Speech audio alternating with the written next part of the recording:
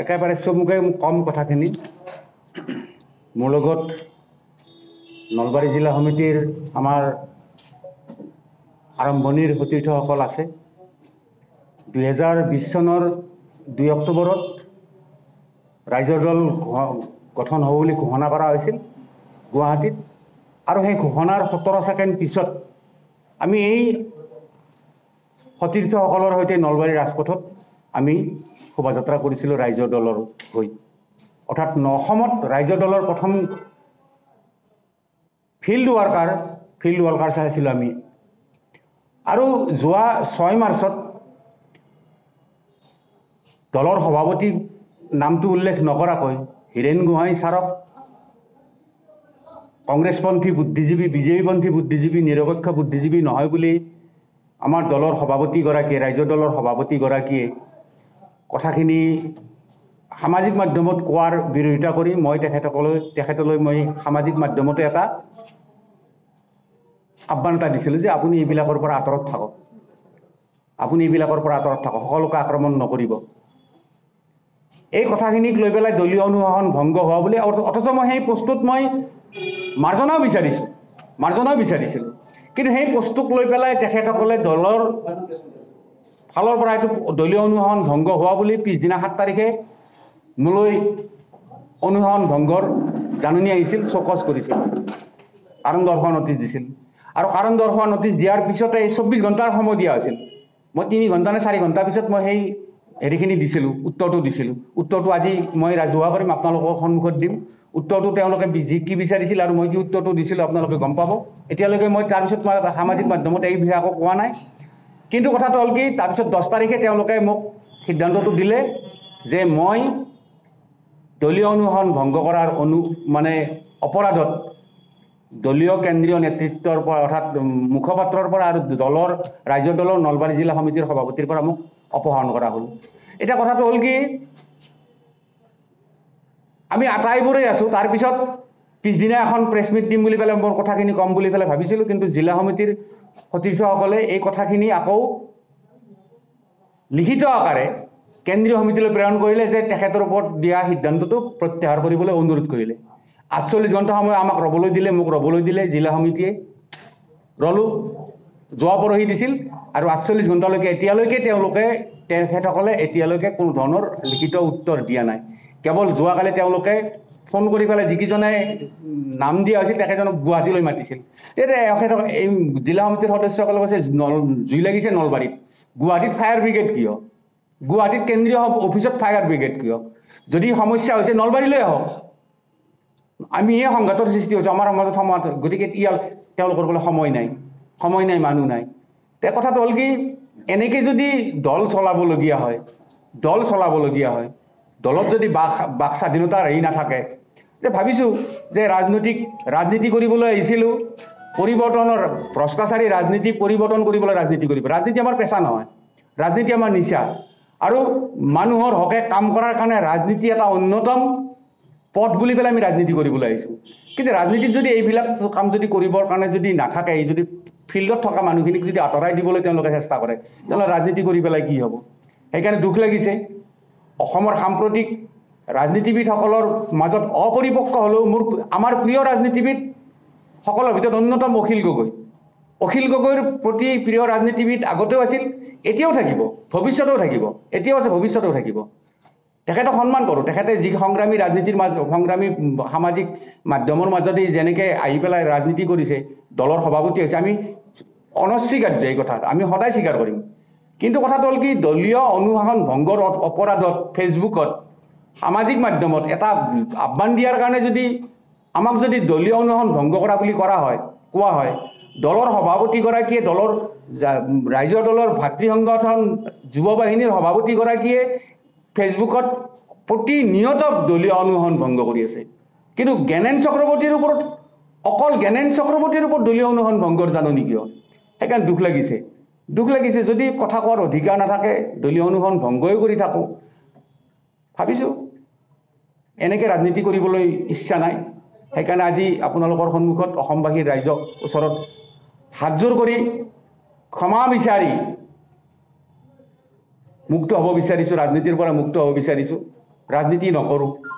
ৰাজনীতি নকৰাকৈ যদি মানুহৰ যদি ওচৰত যদি কিবা কাম কৰিবলগীয়া আছে মানুহৰ হৈ কাম কৰি যাম। গোটেই জীৱনটো আমি গোটেই মুখাই একেলগেই কাম কৰিলোঁ। গতিকে এতিয়া ৰাজনীতি তেনেকৈ ৰাজনীতি কৰাৰ ইচ্ছা নাই। গতিকে আমি ৰাজনীতিৰ পৰা আজি ৰাইজৰ দলৰ পৰা প্ৰাথমিক সদস্যৰ পৰা আমি জ্ঞানেন চক্ৰৱৰ্তীয়ে অব্যাহতি লৈছোঁ, পদত্যাগ কৰিলোঁ, আপোনালোকৰ জৰিয়তে অসমবাসীক জনালোঁ। আৰু মোৰ লগত মোৰ এই সিদ্ধান্তৰ প্ৰতি সহমৰ্মিতা জনাই আমাৰ নলবাৰী জিলা সমিতিৰ 4-5 গৰাকীমান সদস্য বিষয়ববীয়াৰ বাহিৰে যিসকল নিষ্ক্ৰিয় প্ৰায়ে বাকীখিনি আটাইবিলাকে সমূহীয়াভাৱে আজি পদত্যাগ কৰিব খুজিছে। তেখেতসকলে পদত্যাগ কৰিব, ৰাইজৰ দলৰ পৰা পদত্যাগ কৰিব। মূল কথা এইখিনি।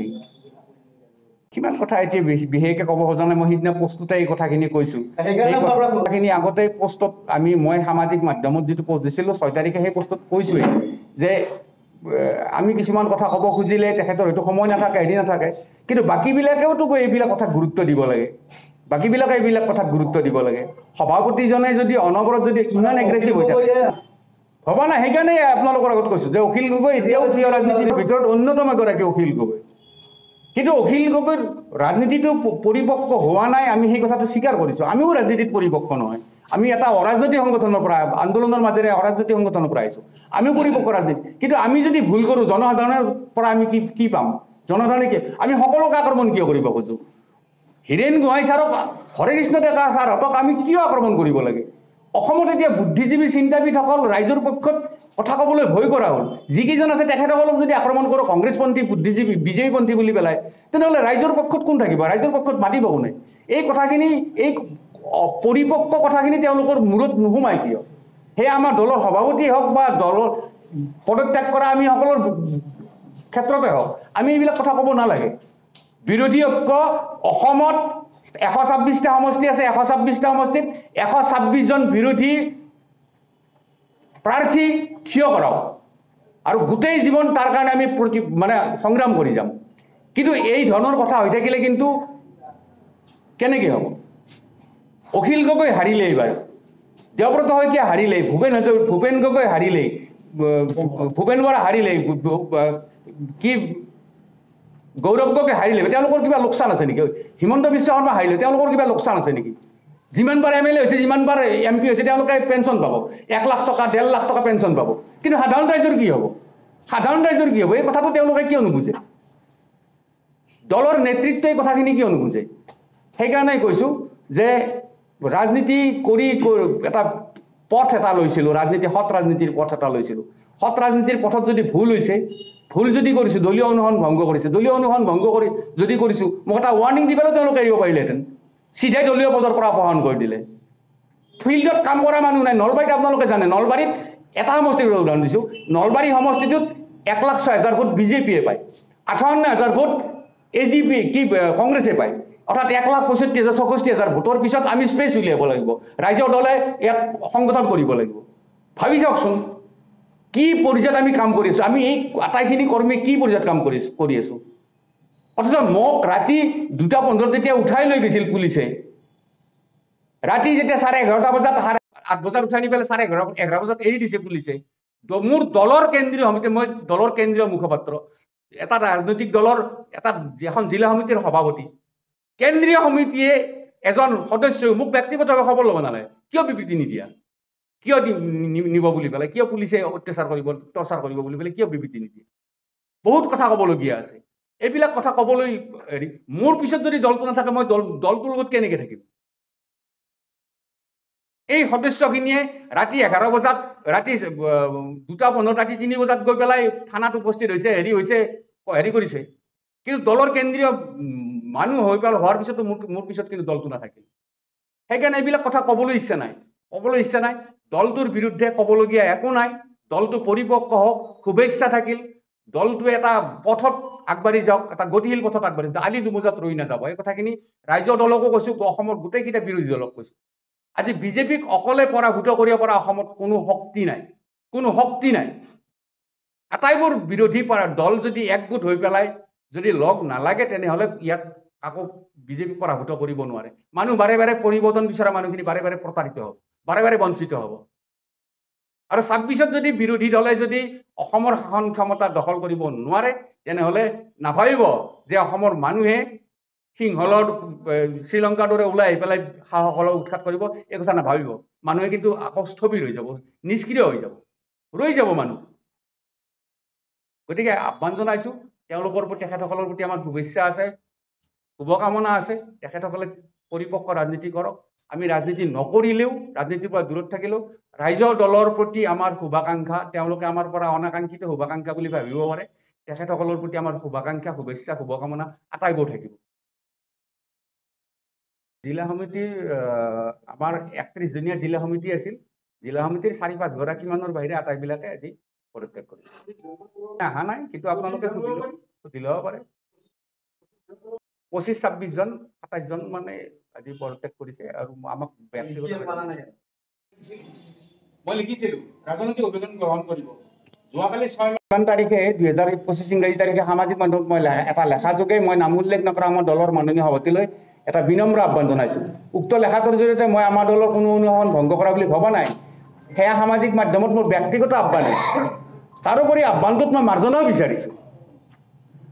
যিয়েই নহওক, মই যদি দলীয় অনুশাসন ভংগ কৰা বুলি আপুনি পতিয়ন গৈছে, তেনেহ'লে ইয়াৰ পিছত মই সামাজিক মাধ্যম যোগে এনেধৰণৰ আহ্বানৰ পৰা বিৰত থাকিম। তাৰপিছত তেওঁলোকে এই ধৰণৰ কথাবিলাক কৰিছে, সেইকাৰণে দুখ লাগিছে।